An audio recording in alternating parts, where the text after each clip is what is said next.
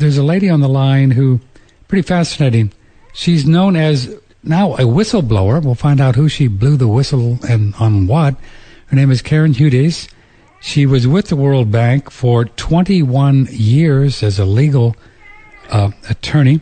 She has a cat, and is that your cat, Karen Hudes? Actually, that was my chair, but I have a cat in my lap. The cat is quiet. Well, it was the chair. I just got your cat by osmosis. Well, that's good. Good morning, Miss Hudes. Good morning. Did they teach you about the real world money, if I can use that term, or this in the Yale Law School? Well, I went to the University of Amsterdam and studied economics there. I have an MPhil, which is like a PhD without a thesis. So that's where I learned my economics. And 21 years with the World Bank, hey? Do you think the countries... Who owns the cash in the World Bank? I mean, I know that on paper... Karen Hudes, it says that 61 countries or something are involved with the World Bank, but... No, 188. Oh, I'm sorry. Well, I was close. Halfway there, right? Right. But who do you think really holds the key to the vault? Well, what you see is not what you get. I only found out about who was the power behind the throne, as it were, after I was fired for telling the Congress that there was corruption at the World Bank. Oh, I bet you they were shocked about that. No, actually, Senator Lugar was fabulous. He wrote 3 letters to the World Bank saying, don't fire this lady.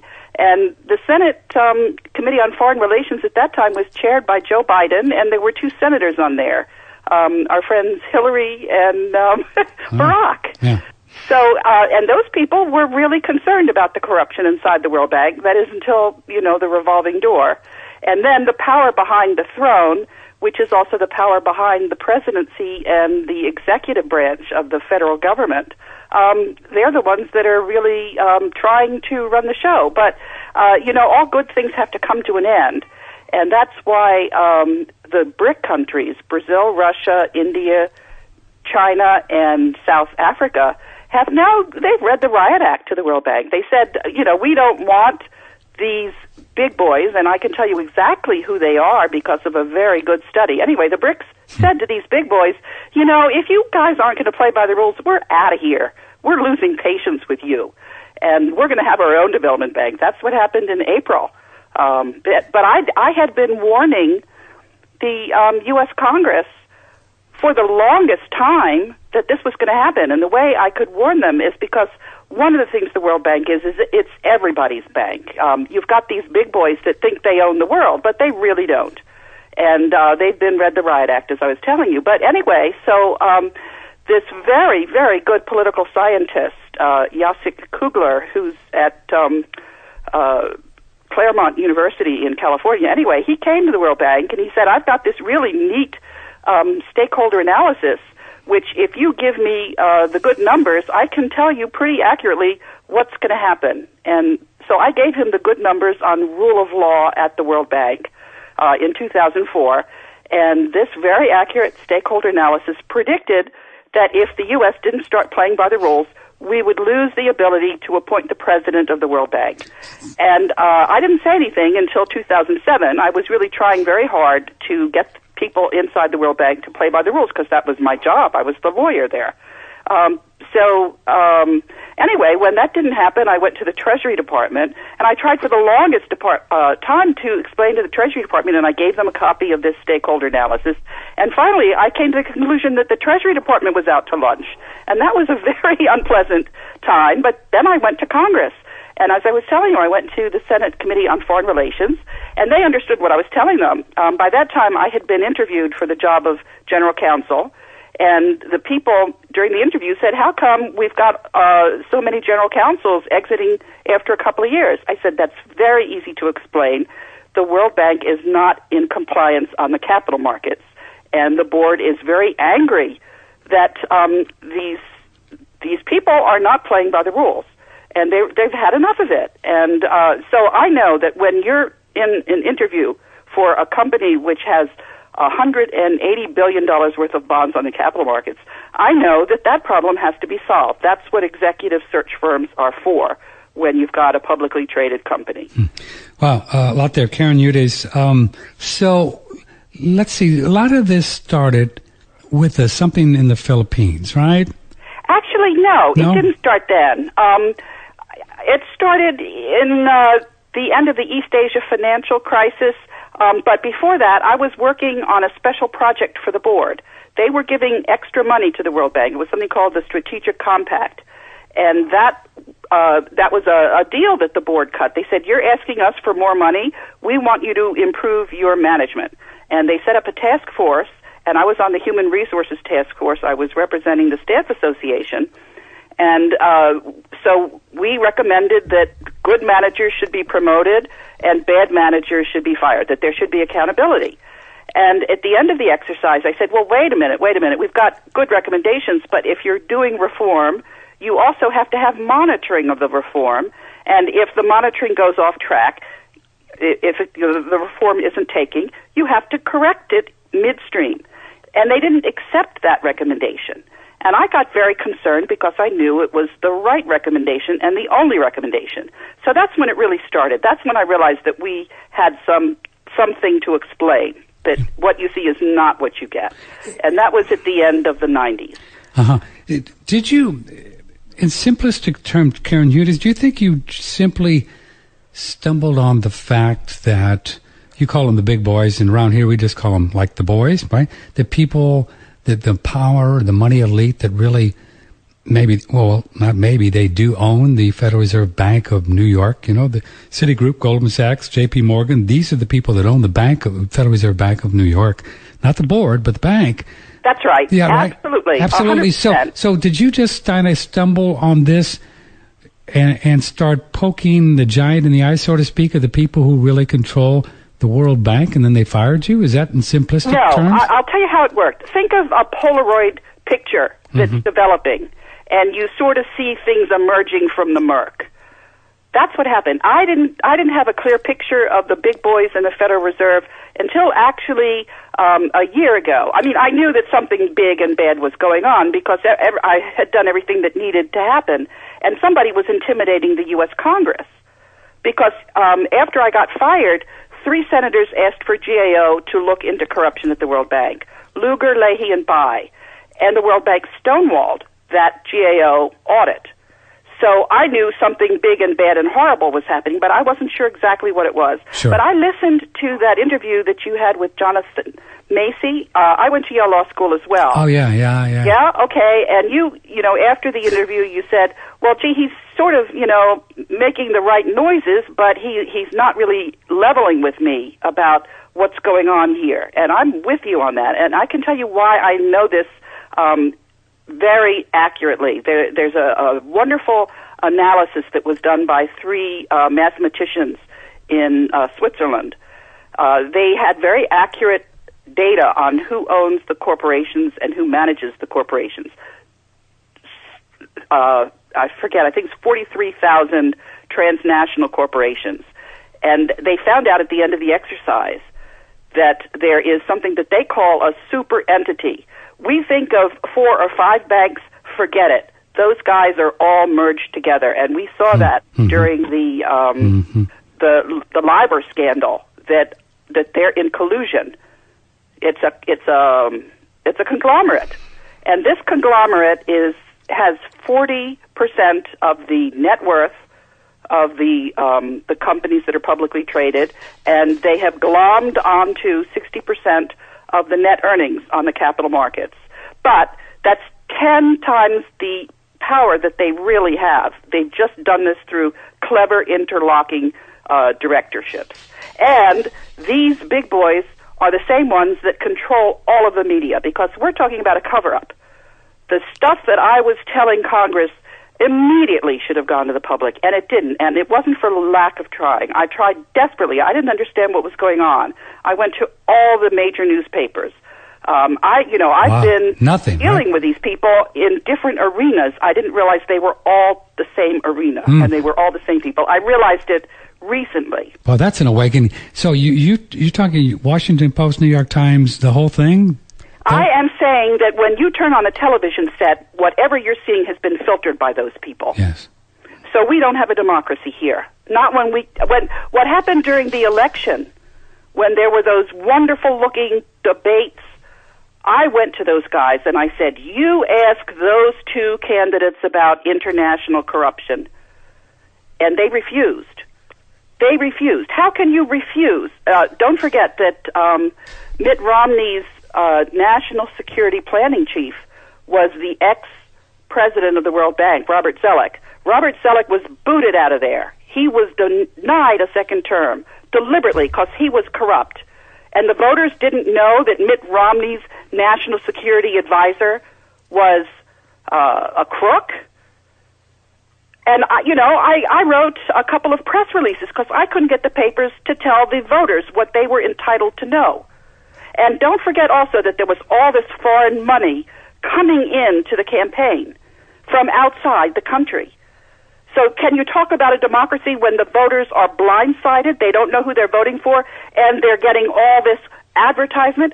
So I wrote a press release saying, I can tell you about who's been helping me all these years, because I've gotten a lot of help from all the countries in the world that are betting on me that I'm going to get through to the people. And that's what I'm doing with this radio show. But anyway, so I had a press release which went to the credit rating agencies. What do you think a credit rating is of a country whose voters are not told about corruption at the highest levels that permeates everything in their whole system? And that's what has been kept from the American voters. This is a massive cover-up. This makes Watergate look like tiddlywinks. The cover-up exactly is what? The cover-up is massive corruption. It's something called state capture. Why is it that when Congress, which, don't forget, I was all over them. I went to each one of the people in Congress at various points with their committees, trying to get them to do the right thing. Because one of the things that I learned about this stakeholder analysis was that this wasn't tiddlywinks. And that if the United States people didn't find out about this massive corruption, the whole world was going to hell in a handbasket. We were going to have a currency war. We were going to have a currency war that made what happened in the 30s look like nothing. And I have gotten a lot of help because people recognize the validity of my analysis. And so I have been testifying in the European Parliament. I have had 2 statements published in the UK Parliament. The UK Parliament's Serious Fraud Office called up the SEC. The Federal Reserve has gained the capital markets. We shouldn't have any investors in there because the Federal Reserve is making money hand over fist on insider trading. This whole country is so corrupt, you can't begin to imagine. And imagine, I can't tell this to the people because the press is owned by those thugs. That's what we're talking about. Well, that's a lot. 17. That is a lot. 17 after the hour. Karen Hudes, and she's fired up. Yale Law School, Economics, University of Amsterdam, 21 years at the World Bank, and you can look at her website. It is Karen K.A. Hudes, HUDES.net. Karen Hudes, over the years, we've talked to a lot of different people about all the ideas that these IMF, World Bank, these places can go in and literally create money like the Federal Reserve Bank of New York, and then they can loan countries money, like Confessions of the Economic Hitman, this fellow who's written the books about that, where they go into a country and they can buy land and buy power plants and stuff with newly created money, and then these countries can't pay them back, and then it becomes like a blackmail kind of a thing. Is there any way of knowing if the World Bank participates in those kinds of ventures? I'm familiar with the philosophy on the debt trap, and I think it's fair to say that there are some pretty good projects, and there's some good, you get good returns on a good project that'll pay itself back, but there are also some bad projects. And whether, the World Bank is putting countries into a debt trap, I think that's a fair question, and I think there has to be some careful analysis done.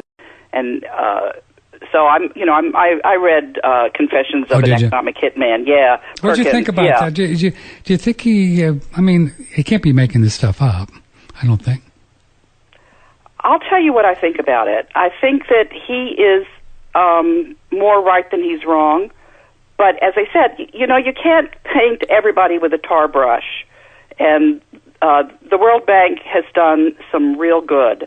I've been part of some really great projects that are owned in the countries, and I've also seen some projects that I was very sorry about. One of the things I wanted to say, though, is that I've been working together with a group of whistleblowers. Huh. I'm not just sort of a one-off person, and we have been working very hard and carefully together.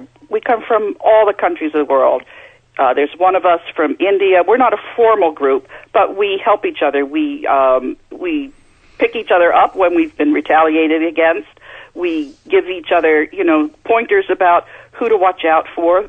Some of the people that are offering help are really not offering help. They're offering something quite distinct from help.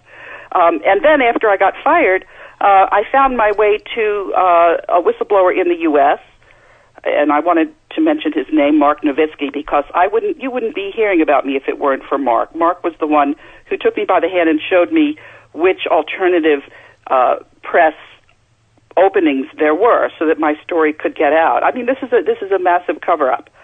But anyway, getting back to your question, the way I see the World Bank is not as a monolith. The World Bank has a group of very dedicated, this is a dream team, whistleblowers, that want to put the World Bank back on track. It's a co-op of 188 countries. And at the moment, I think the Bretton Woods institutions are absolutely critical to prevent the world from landing in a currency war. We're starting to see some of that. And if it weren't for the Bretton Woods institutions, we wouldn't have the wherewithal to avoid that.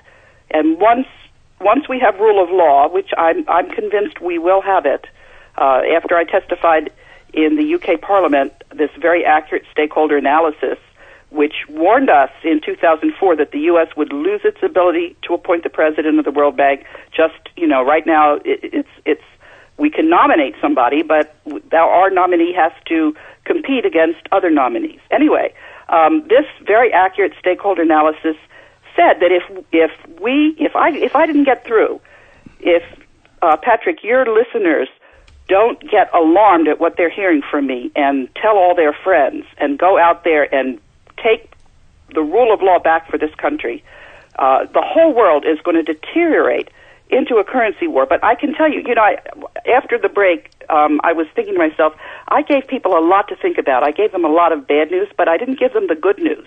I have gone to all of the 50 governors and the 50 attorneys general and the 50 chief justices of the state supreme courts, and they all know that we have got to take rule of law back into this country, and we have got to tell those thugs that think they own the place that they do not. And even though those people bought up the press, we in the United States are strong enough morally to take our country back, and even though those thugs own the main media, that isn't going to prevent us from taking our country back. That's the main message I want to give your listeners today. So the thugs would be, in your opinion, who?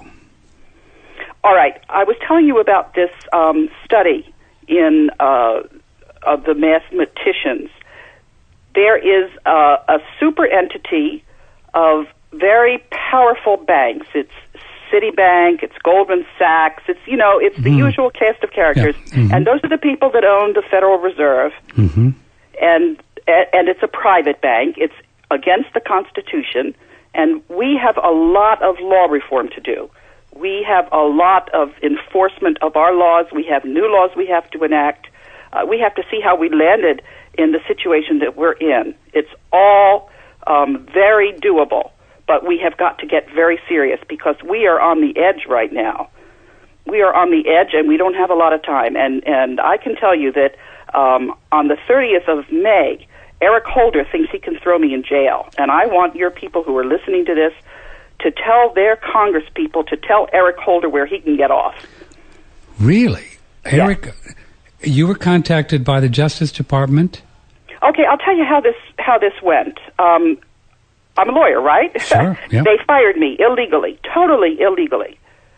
And I stayed in touch with all of the countries who are on the board because they knew that I was just their lawyer. And at a certain point, we were talking about what had to happen because don't forget, I knew that if we didn't get the rule of law back into the financial system, the world was going to end up in a currency war. So even though personally I wanted to walk away from the problem, I was somebody who I felt if I didn't handle this problem because I understood it so well that nobody else would do it. So I felt obligated.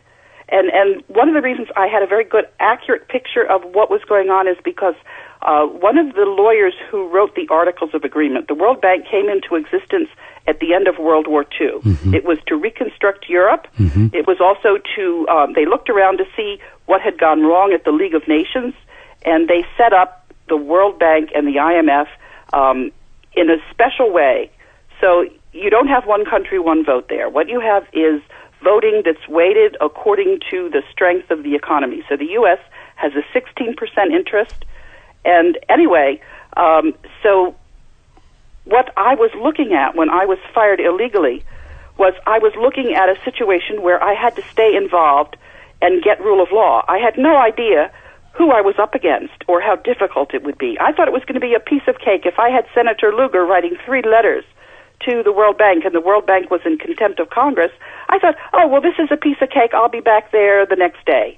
Well, guess what? The U.S. Congress has been swallowed up by those bankers that think they own the world, and they have bought our Congress. They have bought our Congress, and some of our Congress has not been bought. And so those people that were honest put a special provision when the World Bank came to them for money. And don't forget, they stonewalled the GAO investigation. The Congress put a rider in there. They said, we'll appropriate the money, but we won't disperse it until you make your whistleblowers whole. So I figured, okay, I've got a law now. That means that we can solve the problem. Guess what? These people that think they own the world think they're above the law. And so this law is not getting implemented. It's not getting implemented. So when there was this meeting on April 19th, I bought a World Bank bond, which meant that the World Bank was not immune, because I'm not only a fired whistleblower, but I am a bondholder, and I know I'm entitled to accurate information, accurate financial information. And when you fire lawyers who are trying to get the company into compliance on the capital markets, you have a problem with the SEC. So I have been all over the SEC from the minute I was fired until now. And then I went to the UK Serious Fraud Office, and the Serious Fraud Office called up the SEC and said, why don't you tell us what your plans are for bringing the World Bank into compliance? And I had met with the audit committee, and I told them they should order an external audit of something called internal controls. That means that when there's information to correct inaccurate financial information, that information is honored.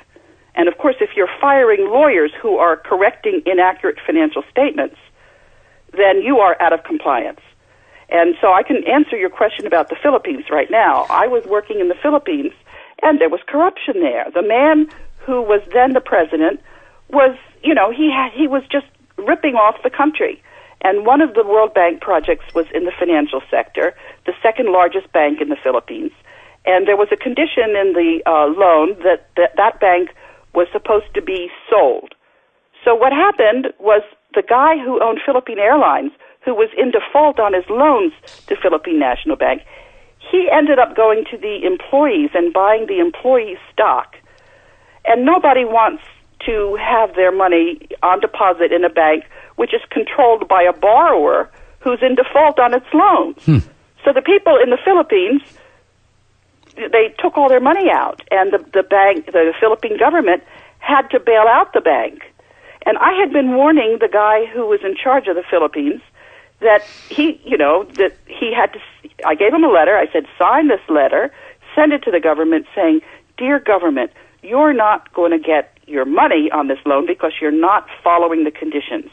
And I had been working with a wonderful man who was like the father of the Philippines Constitution, and he was then the Chief Justice of the Philippine Supreme Court.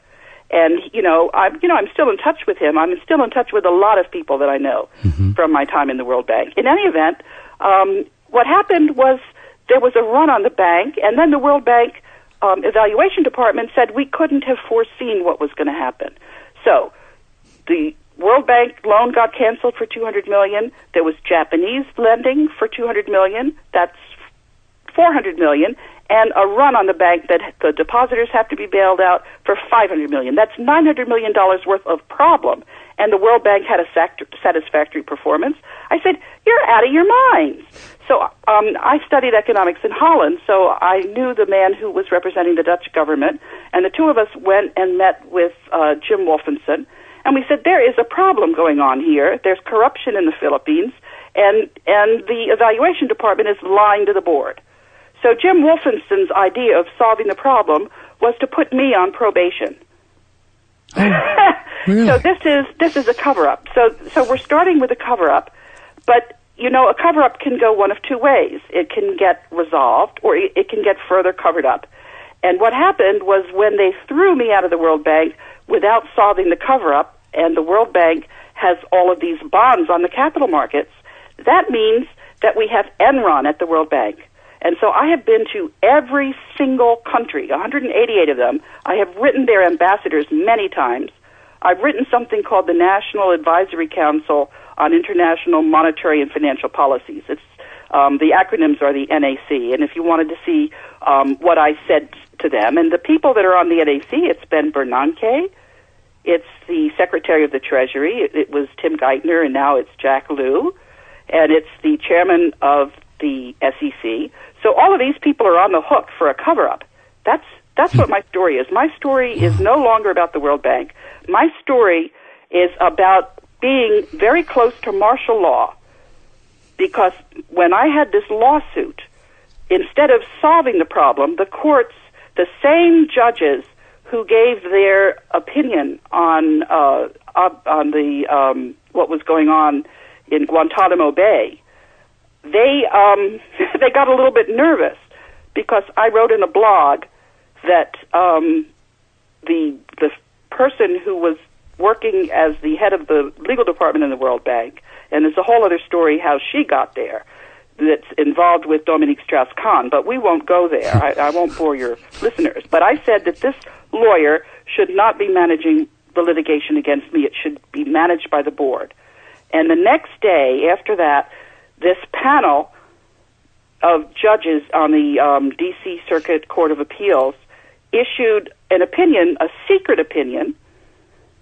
And I have to say also what was going on during the litigation. One day when I had a filing deadline, my computer crashed and my brief was erased. And I complained about that to the FBI. I said, this is, you can't have a serious country does not crash the litigation briefs the day before a filing deadline. In any event, the whole thing was just totally out of whack. And so the judges issued a non-public opinion which said if this lady tries to appeal this decision, and they didn't give any reason. They said, we like what the lower court decided. But when you're dismissing a case, you have to ignore what the lower court did. You have to do it, it's called de novo, as if nothing had been decided before. So they issued an illegal opinion. The only thing they took the trouble of writing was that my argument had been so frivolous that if I tried to appeal, they were going to slap me with the legal fees of the other parties. I was also suing KPMG because KPMG didn't follow the auditing standards. They circumscribed their audit. They wouldn't let me talk to their audit team and tell their audit team what I knew.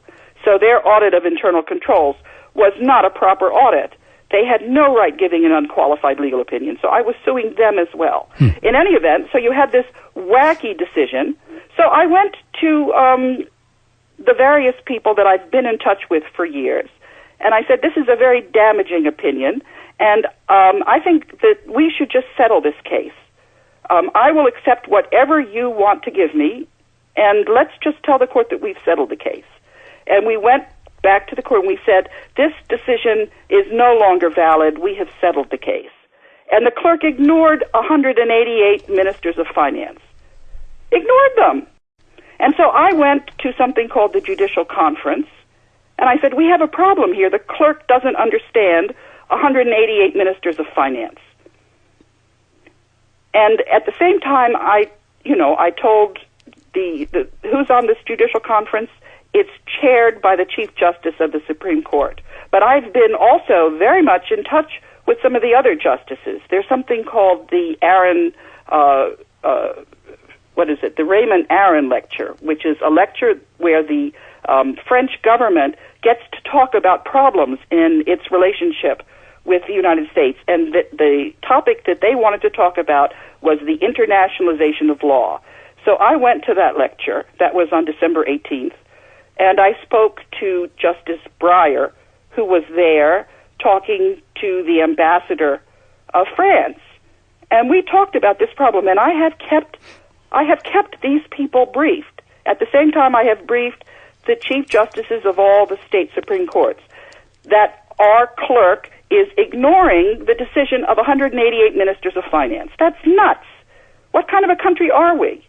We're supposedly, if you follow the public opinion polls, 80% of our people want the United States to act with other countries on international affairs. We don't want to be a go-it-alone country. We don't want to be a scofflaw country. But that's what we are, and I cannot tell the American people that that's what we are because these big boys own the press and won't get the story out. So the real story is not about corruption in the Philippines. The real story is about there is a lock on the news that go to the American people. They can't even find out when they're voting for president. They can't even find out about corruption of a man who's the national security advisor of one of the candidates. So, Karen Hudes, I guess in the last few years, with what we've seen with the mortgage, right, going on, with the LIBOR scandal, now there is another one on the credit default swaps, similar, just as big as LIBOR, and the MF Global, right? And none of these people ever seem to get called, really pay, except they just pay a little bit of fines for them. It's not much, and then they go on their way. This is really rampant what's going on worldwide. That's what I'm telling you about. These people think they're above the law, and I have written to them. I have written to them directly, and I have said, if you think I'm not going to get through, you better think again, and you are not above the law. And if you turn this around now while I'm talking to you, we'll be more lenient. And instead of listening, they're trying to throw me in jail. So I ask them, if they're listening to this broadcast, when they think they're going to start playing like human beings. They are just as subject to the law as anybody else. So what is this with Eric Holder and your meeting on the 30th? What kind of official papers have you received, Karen Hudes? Okay, I'll tell you what happened. During there were 3 days of meetings, April 19th, 20th, and 21st, and all of the countries of the world who want the United States to play by the rules, along with everybody else, issued me a pass to go into the meetings. And I did on the 19th. I spoke with various delegations. And then I sent them emails. And then on the 20th, when I went back to the meetings, I had a security pass issued to me by these countries because it's a co-op. And where was owned this? By these countries. This was and I went there, and the Secret Service wouldn't let me into the meetings. I said, why are you keeping me out? You have no right to keep me out. And so I went back. Well, I stayed on the periphery, and I called all of the different countries. I said, this is kind of weird. Somebody thinks that they run the place, and you don't. And then I sent a letter to the new director of the Secret Service, which I had cleared with all of the countries, and I said, whatever you think you're doing, it's illegal. So then what happened was they issued me something called a barring notice. It was signed by a little peon inside the World Bank who didn't have any legal authority. The World Bank is managed by the ministers of finance of 188 countries. And then it was issued on the paper, the letterhead of the D.C. government. So I called up the D.C. government and I said the person who signed that piece of paper did not have the authority to overrule 188 ministers of finance who are in control. This paper has no legal validity. And I wrote the commander of the D.C. 2nd Precinct, Michael Reese, and I said, if you think this is valid, I want you to call up the chairman of the Development Committee, Dr. Marek Belka, and I want you to call up the chairman of, or he's called the dean, of the executive board of the World Bank, Dr. Hassan, and I want you to ask them whether this paper is valid or whether it's not. I said, because I am going to the World Bank on Monday. If I'm not reinstated and we don't have rule of law, we're going to have a currency war that's going to make what happened in the 30s, depression, look like nothing. And, I mean, you can start to see some of it, what's going on in the markets. We are 2 weeks away from something called backwardation, permanent backwardation of gold. That's where people don't trust dollars anymore. Why should they trust dollars when you don't have confidence in the Secretary of the Treasury? Because the Secretary of the Treasury is cooking the books. He gave the Inspector General, the Auditor General, gave a fake audit on gold when Germany asked for its gold back. Why do you think Germany asked for its gold back? Because the U.S. is no longer credible. It's not playing by the rules. It's a scofflaw. It's an outlaw nation. And if I am being victimized when they know who I am, I'm their lawyer. I have been trying to get the United States to play by the rules, and all of the governors know that. So what you have is you have a situation where the governors know that I am talking about rule of law. We have a constitutional law crisis in this country, which is every bit as close as what happened during the Civil War, when the states know that their federal government is out of whack. That's where we are. We are in an emergency state. And the governors, you traveled to each one of the states, Karen Hudes, and talked to the governors about your concerns? No, what I did was I mailed all of them in December a letter, and I live in Maryland, and I got a letter back from my governor. There's also something called the National Governors Association, and I went to that meeting, and I spoke personally with the president of the National Governors Association, Jack Markell, and I have kept him and his legal team briefed, very detailed about what's going on. And the other day, I called up the governor of Texas to tell him about what was going on, where they're trying to throw me in jail on the 30th of May. So yes, I'm in touch with individual governors, and I'm in touch with the president of the National Governors Association, and I'm faxing them and emailing them and talking to their offices on a daily basis. What kind of case is the Justice Department alleging that they have against you, Karen Hudes? Okay, what happened was they had this barring notice, which was not legal because the person who signed it on behalf of the World Bank could not overrule 188 ministers of finance. And so I went there on Monday, having told Commander Michael Reese that I was going there, and I said, if you don't think I should be there legally, let me know. And he didn't let me know. So I went there, and the next thing I knew, one of his policemen had me handcuffed and threw me in jail. and ordered me to criminal court on the 30th of May. That's what it is. And I'm looking at that barring notice, and I'm happy to give you a copy of it. And when it says who's going to be prosecuting me, it's Eric Holder. Now, first of all, I wasn't trespassing. I was legally authorized to be there. The people who run the place want me there. They've reinstated me. So there is no trespass. So what are the charges? I have no clue. I'm clueless. But I can tell you this. Somebody who's a very good writer offered to write up my case. And in my case, what did she put in there? She put in there that if I go to jail, I'm obviously going to be killed. I said, oh, that's interesting. Don't you think it's a little melodramatic? I'm being threatened. Okay, Karen Hudes is our guest. Pretty wow stuff.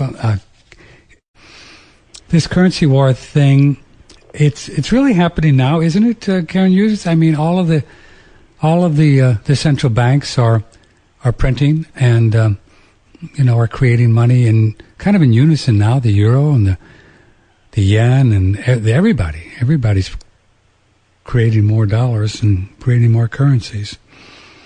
Yeah, what happens in a currency war is countries think that they're going to sell more goods if their currency is a little bit cheaper, so they devalue, and then the other countries match that, and it's kind of like a poker game. I see your bid, and I match you, and so you have a race to the bottom. Yeah. That's one of the and we've seen a little bit of that, but I'm very optimistic actually. This stakeholder analysis is 90 to 95% accurate. It's been very much on track, and I really do think we're going to avoid this currency war. All we have to do is end this cover-up in the United States and admit that our press is owned lock, stock, and barrel by these very powerful economic players, and that they're filtering the information to our people, and you can't have that in a democracy. They cannot block information. They have, who gave them the censor pen that people shouldn't hear about what's really happening? No. So I'm starting to get a lot of hits on my website and my YouTube, and it went viral. And then what was interesting is the counter broke on my YouTube video. All kinds of funny things happen. But I really do believe that people are able to work together, to pull together. I think this is a strong country, and I'm very, very grateful for getting this opportunity, Patrick. This is why I wanted to go on sooner rather than later, to get the word out sooner. And I think people are starting to catch on to what I have to say. It all matches up. I mean, some people say it sounds so horrible they can't believe it, and then they go to my website and they see this massive correspondence. When you go to Yale Law School, you know how to document. I've got a chronology. You can see all the letters I've written and some of the letters that I've gotten back, and my testimony that's up on the UK Parliament website. You can't fake that kind of stuff. This is for real, but folks. But as an attorney, Ms. Hudes, it has to be concerning, or is it concerning to you that you may not even really have a real place to argue with the courts the way they are, and it's just, I mean, there's no real. Well, I mean, you just don't know if you're going to get anything fair in any court these days, do you? Well, I mean, don't forget we've got a federal system of government, and we've got state courts, and I think those are, our state governments are going to stand by us and help us through this, clean up this mess. It's just a mess. It's nothing more than a mess. Our country is strong. Our people are strong. We're good people, and we'll straighten it out. That's all. We'll straighten it out, and there won't be a currency war.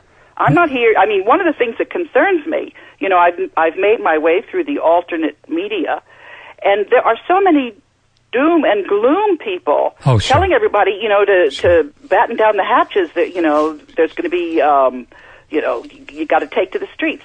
No, that's not necessary. We do have laws. We do have a strong government. It's at the state level. It's at the local level. And the federal level, we will straighten those people out. We will straighten them out. Well, I think you're right there. There's been so many very positive things that have gone on with the county sheriffs around the country with this whole gun control thing. They've essentially stopped it, because of a lot of the governors. That's right. This is all very positive. What's happening right now is actually very positive. I mean, I don't want your listeners to say, oh, my goodness, this is just such a horrible story. It's not a horrible story. I have been helped by so many different people. I have been just so gratified by what's going on. Don't worry. We're fine.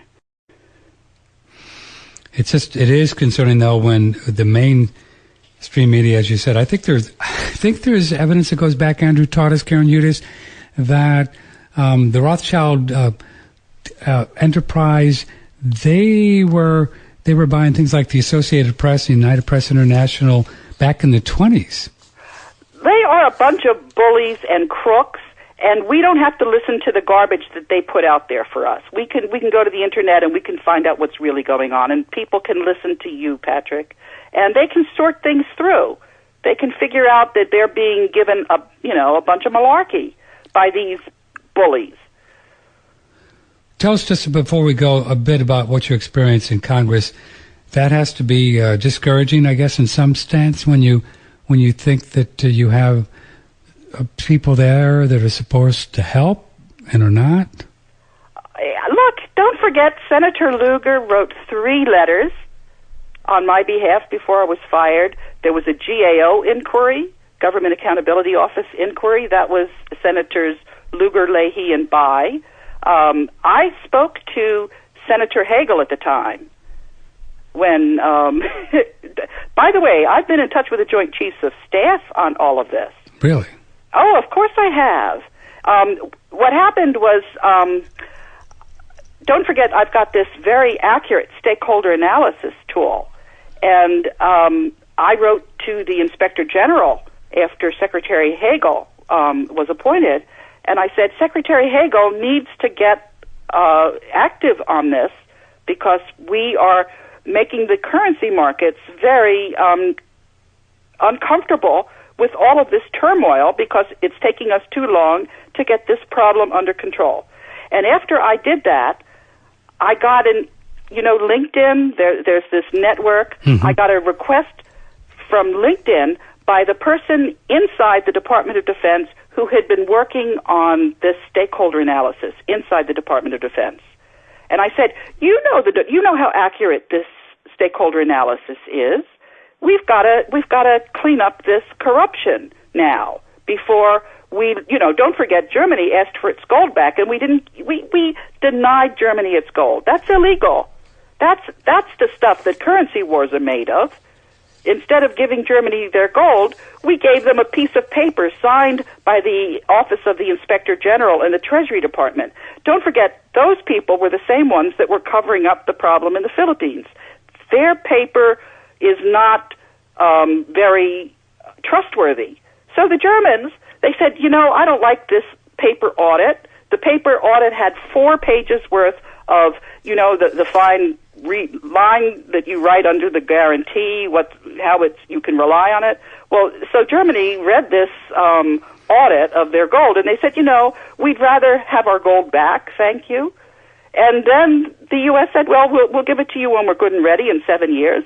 It's Germany's gold. If Germany asks for their gold back, they get it back. Okay? So Secretary Hagel knows that this is a huge problem. What happens if Germany pulls out of NATO? You can't have that. So, maybe anyway, I sort of changed the subject. No, getting back right. to Congress. That's right. I have been to the Joint Economic Committee. There are 2 different proposals coming out of the Joint Economic Committee. One of them is very good. It says, let's increase the capital requirement on these mega banks. Mm-hmm. That's one proposal. There's a second proposal, which is not so good. That's Congressman Brady's proposal. We should declare that it's legal for the Fed to manipulate the price of gold. Did you ever hear anything so wacky in your life? Well, it's they're doing it now. I mean, the people that own the Fed are doing it. Yes, but it's illegal, and Kevin Brady's giving them a pass. Oh, I see. Okay, but anyway, so Congress.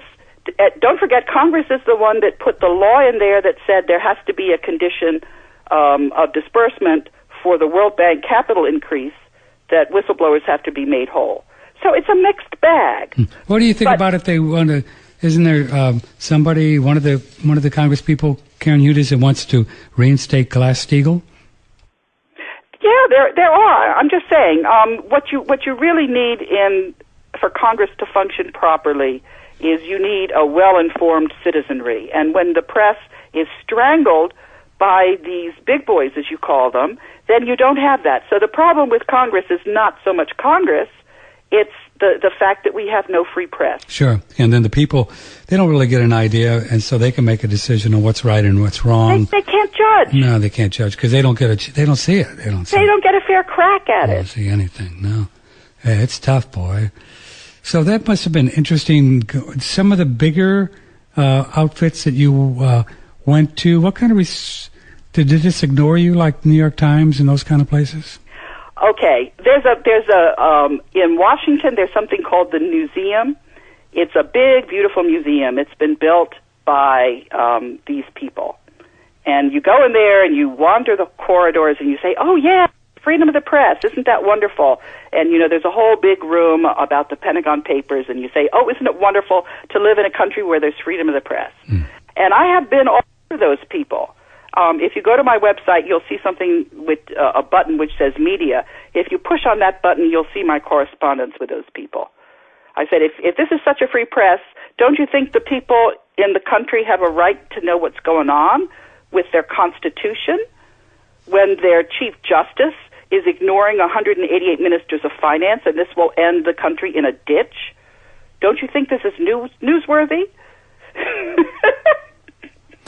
Well, Sharon has put up a video that you did with someone, not sure who, I'm sorry, Karen Hudes exposes the World Bank. We put that on the front page. People, thank you. People can watch that and pass on this link to everyone that you care about. And how could our listeners support you in your mission moving forward? And then before we say goodbye, how could they help you if they want to? They should write their congresspeople and tell them to ask Eric Holder to stop, to get serious, to get the FBI to look into who's been doing crazy things. So, for example, when you were sending me the request to confirm this this slot, I didn't get those emails. Somebody's breaking the law with my emails. I want the FBI to do the real job, and I want Eric Holder to do his real job, which is to uphold this country's Constitution and not the big boys. He's confused about who he really works for. Well, with all due respect to Eric Holder, he may need his own attorney soon if he keeps going the way he's going. Well, I want your listeners to give him a piece of. I want your listeners to give him a piece of their mind. Okay. All right, Ms. Hudes, thanks you so much for being there. Best of luck to you, and thank you. Take care of yourself.